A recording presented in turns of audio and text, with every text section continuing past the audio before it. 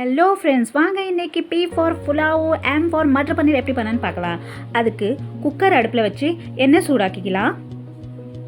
அடுத்து அதில் பட்டை, லாங்கு, ஏலக்காய், பணக்காரக்காய், பச்சை மிளகா இதெல்லாம் போட்டு வெடிக்க விடலாம். அது வெடித்ததுக்கப்புறமா வெங்காயம் கொஞ்சம் போட்டு வதக்கிக்கலாம். அடுத்து கொஞ்சம் இஞ்சி பூண்டு பேஸ்ட்டை போட்டுக்கலாம். அதையும் நல்லா வதக்குங்க. அப்புறம் கட் பண்ணி வச்ச கேரட்டு, பீன்ஸு, கொஞ்சம் கார்ன் இது மூணையும் சேர்த்து நாங்கள் கட் பண்ணி வச்சுருந்தோம், அதையும் சேர்த்துக்கலாம். உங்களுக்கு என்ன தேவையோ நீங்கள் அந்த வெஜிடபிள் சேர்த்துக்கலாம். முருங்கைக்காய், கத்திரிக்காய் இதை தவிர. இப்போ இதில் கொத்தமல்லி, புதினா கொஞ்சம் சேர்த்து அதையும் நல்லா பிரட்டலாம். கொஞ்சம் உப்பு டேஸ்ட்டுக்கு அளவு சேர்த்துக்குங்க.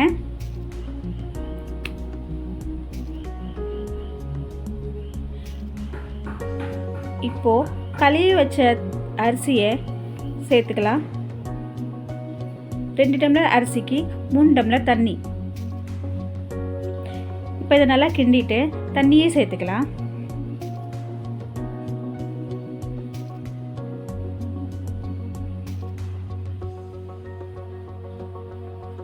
தண்ணியை சேர்த்து நல்லா கொதிக்க விடுங்க.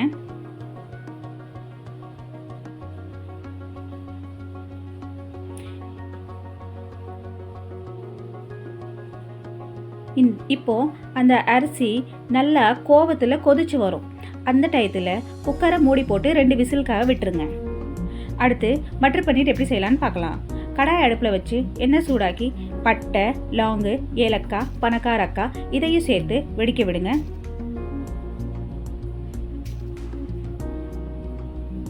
அடுத்து வெங்காயம் கொஞ்சம் சேர்த்துக்குங்க.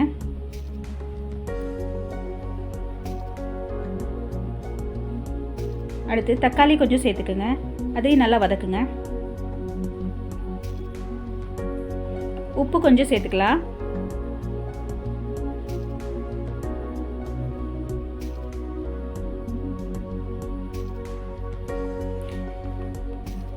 இப்போ அதில் மஞ்சப்பொடி சேர்த்துக்கலாம்.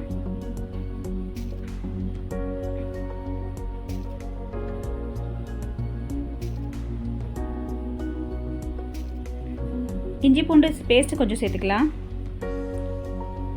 அதை நல்லா வதக்கிட்டு இப்போது அதில் காஷ்மீரி சில்லி பவுடர் கொஞ்சம் சேர்த்துக்கலாம்.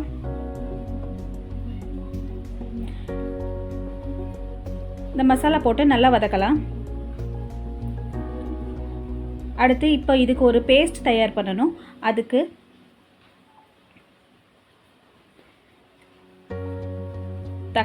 தக்காளி, வெங்காயம், இஞ்சி பூண்டு, சோம்பு, சீரகம், முந்திரி இது போட்டு நல்லா பேஸ்ட்டாக ஆக்கிடலாம். பேஸ்ட்டை அரைச்சதுக்கப்புறம் அந்த பேஸ்ட் அந்த மசாலாவில் கொட்டிக்கலாம். அதை கொட்டி நல்லா கிண்டுங்க.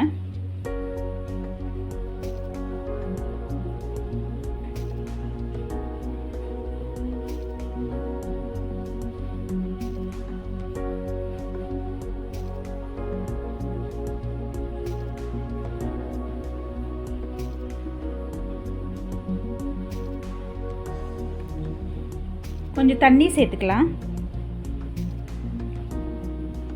தண்ணி சேர்த்து கொஞ்சம் கிண்டலாம்.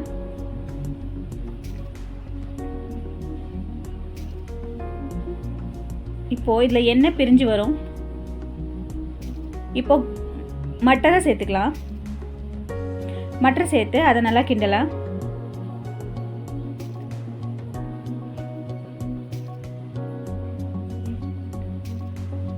இப்போ கொஞ்சம் நேரம் இதை மூடி போட்டு மூடி வச்சிடலாம்.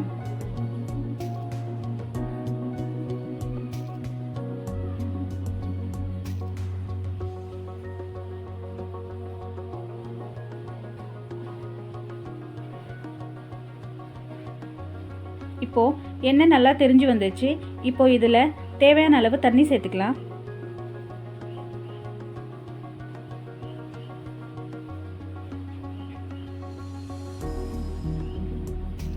தண்ணி சேர்த்து நல்லா இதை கிண்டணும். இப்போ நல்லா கொதிக்கிறதுக்கப்புறம் கட் பண்ணி வச்ச பன்னீரை சேர்த்துக்கலாம்.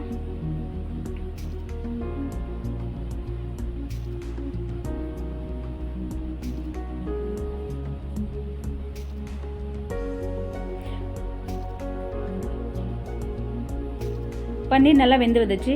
இப்போது அதில் ஃப்ரெஷ் க்ரீம் சேர்த்துக்கலாம். எங்கள்கிட்ட கொஞ்சமாக தான் இருக்குது, பிதுக்கிறதுலே தெரியும் உங்களுக்கு இதில் கொஞ்சமாக தான் இருக்குதுன்னு. உங்களுக்கு எவ்வளோ தேவையோ அதை நீங்கள் யூஸ் பண்ணிக்கலாம், உங்களுக்கு எவ்வளோ தேவையோ அதை நீங்கள் போட்டுக்கலாம். கடைசியில் இறக்கும் போது கொஞ்சம் கசூரி மேத்தியும் கொஞ்சம் சர்க்கரையும் போட்டு மிக்ஸ் பண்ணலாம்.